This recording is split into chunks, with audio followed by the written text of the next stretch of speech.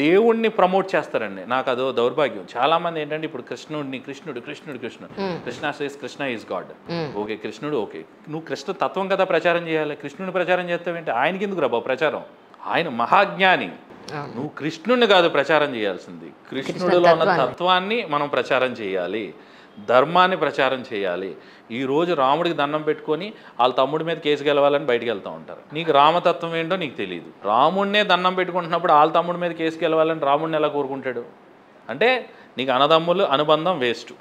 ఇప్పుడు మరి లక్ష్మణుడు వాళ్ళ భార్య ఎంత గ్రేటు, వాళ్ళ తల్లి ఎంత గ్రేటు, ఆవిడ ఎంత బాగా చెప్పింది ఆవిడ. ఇవన్నీ వదిలేస్తారండి. దాంట్లో మ్యాజిక్స్ పట్టుకుంటారు. కథల్లో ఉన్న మ్యాజిక్స్ని పట్టుకొని మీకు ఈ ఫలితం ఉందనుకుంటే ఆ దేవుడి దగ్గరికి వెళ్తారు, ఆ ఫలితం లేకపోతే ఆ దేవుడి దగ్గరికి వెళ్ళరు.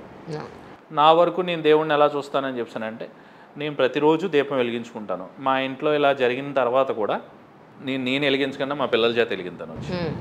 నాకు ఆ దేవుడి గుడిలో దీపం వెలగాలి.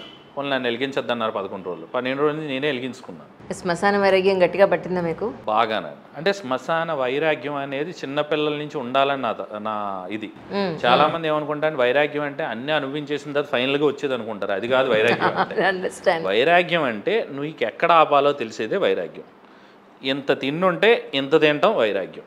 అంటే ఎంత తినాలి, అన్ని డబ్బులు ఉంటే ఎంత ఖర్చు పెట్టుకోవాలనేది వైరాగ్యం, అన్ని బట్టలు ఉన్నా ఎంత వేసుకోవాలనేది వైరాగ్యం.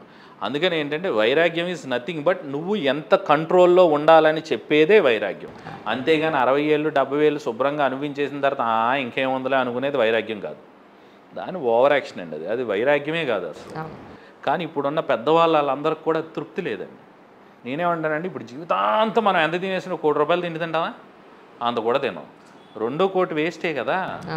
ఇన్ని ఆస్తులు ఉండి నాకు తెలిసిన వాళ్ళు 100 కోట్లు ఉన్న వాళ్ళు ఉన్నారు. పిల్లలకి రేపు పొద్దున్న ఏదో చూడాలని కదండి అంటారు. నేను ఇలా చూస్తాను అనమాట వాళ్ళ వంక. ఇంకేం చూస్తారా నువ్వు? ఇన్ని కోట్లు ఉన్న తర్వాత కూడా ఇంకా ఏంటి ఆ తాపత్రయం? డబ్బే రేపు పొద్దున్న మనల్ని కాపాడుతుంది, డబ్బే ఇది చేస్తుంది. ఏం కాపాడుతుంది? వెళ్ళి ఐసీయూలో కూర్చో తెలుస్తుంది డబ్బు కాపాడుతుందా లేదా. ఏజీ హాస్పిటల్స్కి కిమ్స్ హాస్పిటల్కి వెళ్ళి రోజు చేరేసి కూర్చుంటే ఎన్ని డబ్బులు ఎంతమందిని కాపాడతాయి అక్కడ తెలిసిపోతుందండి. అందుకని ఏంటంటే శ్మశాన వైరాగ్యం అనేది ప్రతి చిన్నతనం నుంచి ప్రతి ఒక్కరికి కలగాల్సింది. భగవంతుని ఇప్పుడున్న పూజారులు వీళ్ళందరూ కూడా మేల్కోవాలండి. మేల్కొని భక్తి అంటే కోరికలు తీర్చుకోవడం కాదు, కోరికలు తగ్గించుకోవటం. భక్తి అంటే భగవంతుడిలాగా ప్రవర్తించటం, భగవంతుడిలాగా మనం ఆలోచించటం, భగవంతుడిలాగా ప్రేమ పంచటం. ఎంతసేపు మనమే భగవంతుడు అయితే మనం ఎలా అనుకుంటాం అనేది అహంకారం చెందకుండా ప్రతి మనిషిని సమానంగా చూసే తత్వమే నేను నమ్మే సనాతన ధర్మం. ఆ మనుషుల్ని సమానంగా చూడకుండా, పక్షుల్ని వాటిని సమానంగా చూడకుండా చూసేది ఎట్టి పరిస్థితుల్లో ధర్మం కాదు. ఇదివరకు నేను పార్వతీ పరమేశ్వరులకి కింద అటుపలు పెట్టేవాడిని. పెట్టినప్పుడు అది ఏయో చీమలు పట్టేసి వీళ్ళని అరిచేసేవాడిని. తినచ్చు కదా, చీమలు పట్టేస్తున్నాయి, అన్ని పట్టేస్తున్నాయి, వేస్ట్ అయిపోతున్నాయి. చీమలు కూడా తింటున్నాయి. తర్వాత ఏంటంటే పురుగులు తింటున్నాయి, పులు తిన్నాయి. కానీ ఎవాల్వ్ అవుతూ ఉంటారండి, ఎవాల్వ్ అవుతూ ఉంటాం. మరి నెక్స్ట్ టైం అంటే పులు అవి తింటాయి, అవి కూడా ఉన్నాయి కదా, అవి కూడా తింటాయి. పులు ఏగలు మూసిరు నీ తిన్నాయి. అలాగా అంటే ఇలా కాకుండా మనం దాన్ని కోపం కిందే చేసుకుంటూ వెళ్ళిపోయామంటే దాంట్లో పీక్స్కి వెళ్ళిపోతాం. అందుకని ఏంటంటే తత్వాలు తెలుసుకోండి. రామతత్వం ఏంటి? ఎందుకంటే రాముడు చేసిన ధర్మం కృష్ణుడి దగ్గర లేదండి. రాముడు ఏకపత్ని వ్రతుడు, కృష్ణుడు కాదే. ఏమో కొంతమంది చెప్తున్నారు ఇప్పుడు ఏంటంటే ఆజన్మ బ్రహ్మచారి అని చెప్తుంటారు. మరి ఆయన పిల్లలు ఉన్నారు కదా, అదే అంటున్నారు. అంటే ఆంజనేయ స్వామికి కూడా పిల్లడు ఉన్నట్ట. దీన్ని ఏమంటారంటే హిందూయిజంలో పైత్యం మాట అండి. వీడికి భగవంతుడు అనవసరం. ఆదివారం ఇంత పవిత్రమైన రోజురా బాబు అని నేను తెలుసుకున్నాను. ఇప్పుడు ఆదివారాన్ని ప్రమోట్ చేయడానికి నేను చాలా సాయశక్తిలో ప్రయత్నిస్తున్నాను. ఆదివారం చాలా ఇదిగా ఉండాలి, పొద్దున్నే లేగాను. మా పిల్లలు పొద్దున్నే ఆదివారం లేగరేమోనండి. ఇంక నేను ఏం చెప్పగలను, నేను ఇంకేం చెప్తాను. కానీ ఆదివారం ఒక యజ్ఞం చేస్తున్నామండి, చాలా ప్రతిఫలం ఉంటుందండి. 5ంటికి ఉంటాడు ప్రతిఫలం కోసం. ఎందుకు? భగవంతుడి మీద భక్తి కాదు, ఆ ప్రతిఫలం ఏంటో చెప్తే బ్యానర్ మీద చిన్న స్లోగన్ చాలండి, పెద్దగా కాలమ్స్ కూడా అక్కర్లేదు. ధర్మం చెప్పబడిన అంటే ఎవడో ఫోన్ చేయడు. ఇంత ప్రతిఫలం ఉండబడును అని అనుకోండి, ప్రతిఫలం గురించి వచ్చేస్తాయి ఫోన్లు, నువ్వు పెడుతుంటే వచ్చేస్తూ ఉంటాయి. అంటే ఎప్పుడండి పూజ, ఎప్పుడండి ఏమేమి తీసుకురావాలండి, ఇంకేమైనా పట్టురావాలండి, ఇవన్నీ తేవాలమంటారా, లేకపోతే మామూలుగా వచ్చేస్తే సరిపోద్ది అంటారా? ఓ పావుగంట ముందు రమ్మంటారా, తర్వాత రమ్మంటారా, వెళ్ళిపోయేటప్పుడు ఏమైనా ప్రసాదం ఇస్తారా అండి? అంటే ప్రతిఫలం అని ఇంతకాలంలో చిన్నది రాసినా చాలండి, ఆడ ప్రతిఫలం దగ్గరికి వెళ్ళిపోద్ది కళ్ళని. అంతేగాని ఆ తత్వాన్ని అర్థం చేసుకునే ఇది లేదండి. నా బాధల్లో ఏంటంటే ఏంటో శివుడేమో ఏమీ లేకుండా బతుకుతాడు, వీడేమో అన్నీ వెళ్ళి ఆయన టార్చర్ పెట్టేస్తూ ఉంటాడు, వీడికి ఎంత ఉండి. నాకు తెలిసిన వాళ్ళు చాలామంది ఉన్నారు. మేము శివభక్తులేనండి, నేను ప్రతి పౌర్ణమికి వెళ్తాను, దేనికి అడుగు తింటాను కాబట్టి నేను అనుకుంటా ఉంటాను, వీడి పిల్లికి పిచ్చం పెట్టి వీడు వెళ్ళి ప్రతి పౌర్ణమికి వెళ్ళి శివుని టార్చర్ పెట్టేయడం తప్ప వీడు ఏం చేస్తున్నాడు, వీడు వెళ్ళి వీడు అన్నిసార్లు వెళ్ళకపోతే వీడి ఇంట్లో పని ఉండకుండా తీసుకెళ్ళచ్చు కదా, వీడే ప్రతి పౌర్ణమికి వెళ్ళి ఆ పుణ్యమంతా వీడికే వచ్చేయాలి. వాళ్ళు వచ్చి జ్ఞానంగా ఉండి ఏమన్నా ఉంటావా, ఉండవు. శివుడిలో బతుకుతావు, బతకవు, ఇంకా కావాలి నీకు, ఇంకా కావాలి అంటే ఓ మెర్సిడీస్ సరిపోదు వీడికి. వాళ్ళు దాంట్లో తృప్తి ఉన్నాడని దేదీ సరిపోదు, వాళ్ళు అది ఉందని ఎసుగు తిరుగుతా తిరగవు. అంటే దౌర్భాగ్యం అండి. నీకు డబ్బు ఇచ్చి నిన్ను ఎలా నాశనం చేయాలో అలా చేసేస్తాడు. కానీ చిన్న చిన్న జనం అందరూ ఏంటంటే వాళ్ళని చూసి పాడైపోతున్నారు. అదేనండి ఎగ్జాక్ట్లీ బాధ కూడా. వాళ్ళని చూసి వాళ్ళ దగ్గర డబ్బు ఉందిరా బోలని సుఖపడతారా, నీ బొంద సుఖపడతారు. నన్ను అడిగితే నేను చెప్తాను, డబ్బులో నిజంగా సుఖం లేదు, ఎప్పుడూ ఉండదండి. నేను మా ఆవిడ చాలా చిన్నగా, మేము బోర్న్ విత్ గోల్డెన్ స్పూన్ అయిన ఇద్దరం లవ్ మ్యారేజ్ చేసుకున్న కొత్తలో చాలా లోవర్ మిడిల్ క్లాస్ ఇదిగా బతికేవాళ్ళం. మా డాడీ కూడా ఎంత అవసరం అంతే ఇవ్వాలి అంటే మా డాడీ అలా చేయటం ఇప్పుడు ఎందుకు మంచిదైందని నాకు ఇప్పుడు తెలుస్తుంది. అంటే ప్రతి సెగ్మెంట్ నేను అర్థం చేసుకోగలిగాను. అలాగా ప్రతి దాంట్లోనూ చాలా డబ్బు తక్కువగా ఉన్నప్పుడు మీ ఇద్దరం చాలా క్లోజ్గా ఉండేవాళ్ళం. చక్కగా ఓ పావు కేజీ ఏదైనా తీసుకుని వచ్చి మాంసం కూర వండుకున్నా, డ్రింక్ బాటిల్ తెచ్చుకొని శుభ్రంగా టీవీ చూస్తే చాలా హాయిగా గడిపేవాళ్ళం. ఇప్పుడు దానికి 100 రెట్లు ఎక్కువ సంపాదించుకున్నా ఇద్దరికీ టైం లేదు. ఆవిడ పని ఆవిడది, నా పని నాది. ఇది డబ్బు పెరిగే కొద్దీ అప్పుడు ఏంటంటే 700 రూపాయలు థర్డ్ హ్యాండ్ ఫోర్త్ హ్యాండ్ ఏదో 10th హ్యాండ్ అనుకుంటా ఫ్రిడ్జ్, 700 రూపాయలు కొన్నాను నేను ఫ్రిడ్జ్.